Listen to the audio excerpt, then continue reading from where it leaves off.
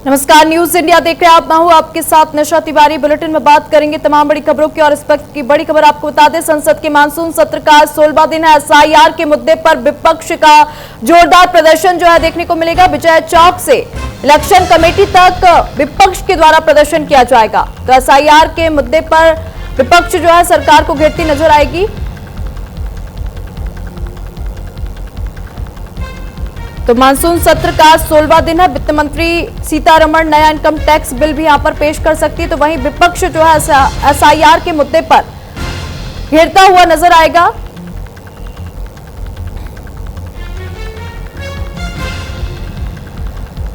तो संसद के मानसून सत्र का 16वां दिन है। बड़ी खबर आपको बता दें, जहां पर यह भी बता दें एसआईआर के मुद्दे पर जो विपक्ष है वो घेरेगा। विजय चौक से लेकर इलेक्शन कमेटी तक विपक्ष का प्रदर्शन जो है किया जाएगा।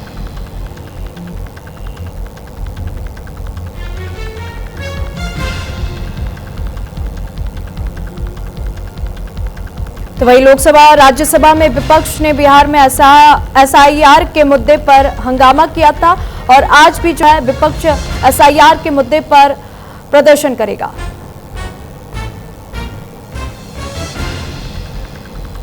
अधिक जानकारी ले लेंगे, हमारे साथ कनिका कटियार है। कनिका, क्या कुछ जानकारी, क्योंकि आज मानसून सत्र का 16वां दिन है और ऐसे में संसद में एसआईआर के मुद्दे पर जो है विपक्ष घेरता हुआ नजर आएगा सरकार को। देखिए, बिल्कुल साफ तौर पे लगातार अगर हम बातचीत करें तो संसद के मानसून सत्र के पहले दिन से लेकर लगातार विपक्ष की तमाम जो पार्टियां हैं वो सरकार पे और चुनाव आयोग पे हमलावर हैं। जिस तरह से बिहार में एसआईआर की प्रक्रिया चल रही है, डे 1 से इंडिया अपोजिशन पार्टी ने जो है इसका प्रोटेस्ट किया, इसका विरोध किया है और लगातार चाहे लोकसभा की बात हो राज्यसभा की बात हो, दोनों ही हाउस में इस मामले को लेकर चुनाव आयोग को घेरा गया है और मार्च प्रदर्शन किया गया है। लेकिन आज 11:30 बजे इंडिया ब्लॉक के तमाम सांसद और तमाम अलग अलग पार्टी के नेता जो है चुनाव आयोग के दफ्तर तक जो है मार्च प्रदर्शन करेंगे। संसद भवन के परिसर से लेकर जो है चुनाव आयोग मुख्यालय के बाहर तक जो है इसका विरोध प्रदर्शन किया जाएगा 11:30 बजे, जिसमें तमाम पार्टी के बड़े नेता जो है शामिल होंगे। अगर हम कांग्रेस की बात करें तो राहुल गांधी, मल्लिकार्जुन खड़गे, सोनिया गांधी, प्रियंका गांधी, वहां से अखिलेश यादव, उसके अलावा अभिषेक बैनर्जी समेत तमाम जो बड़े नेता हैं कांग्रेस के और तमाम इंडिया ब्लॉक के, वो इस विरोध प्रदर्शन में शामिल होंगे। और लगातार इंडिया गठबंधन जो है एसआईआर मामले पे चुनाव आयोग को घेरता आया है। इससे पहले भी लगातार जो है चुनाव आयोग पे चर्चा की मांग की गई है कि आखिरकार बिहार में एसआईआर की प्रक्रिया क्यों हो रही है। और कहीं ना कहीं इंडिया गठबंधन का ये भी आरोप है कि एसआईआर की प्रक्रिया के बाद जो है तमाम वोटरों को वोटर रोल लिस्ट से जो है निकाला जाएगा।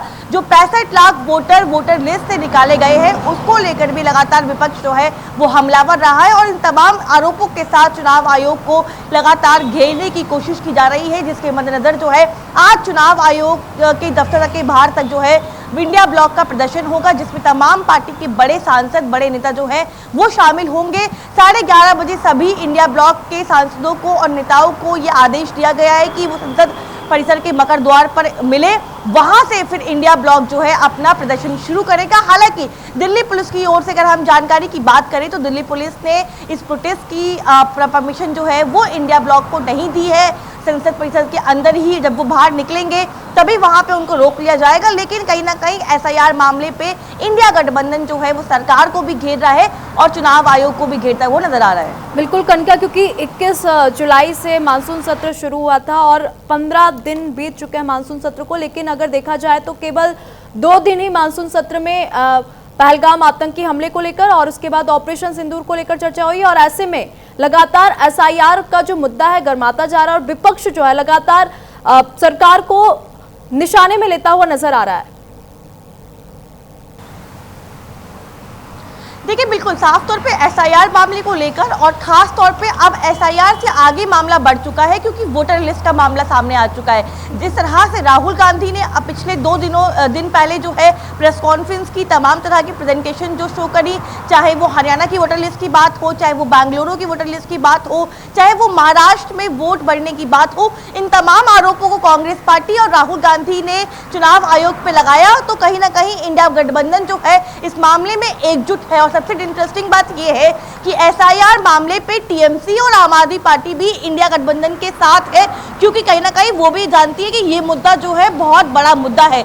लेकिन संसद के सत्र की बात करें तो केवल 2 दिन जो है लोकसभा में और राज्यसभा में ऑपरेशन सिंदूर पे चर्चा हुई, लेकिन उसके बाद से लगातार हमने अंदर हाउस के अंदर भी विरोध प्रदर्शन देखा है और हाउस के बाहर भी लगातार जो है ऑपोजिशन का विरोध प्रदर्शन देखा है। तो एसआईआर की बात हो या फिर वोटर लिस्ट की बात हो, इन तमाम मुद्दों को लेकर इंडिया ब्लॉक जो है वो एकजुट है और लगातार चुनाव आयोग को घेर भी रहा है। वहीं आज अगर मैं बताऊं आपको जानकारी के तौर पे, तो चुनाव आयोग ने 12 बजे कांग्रेस पार्टी और तमाम सांसदों को चुनाव आयोग मिलने बुलाया है। चुनाव आयोग की ओर से एक नोटिस जो है वो कांग्रेस महासचिव जयराम रमेश को भेजा गया है, जिसमें 12 बजे का समय दिया गया है कि जो भी उनके शिकायतें हैं वोटर लिस्ट के मामले को लेकर या वोटर को मामले को लेकर वो चुनाव आयोग से आकर मिले।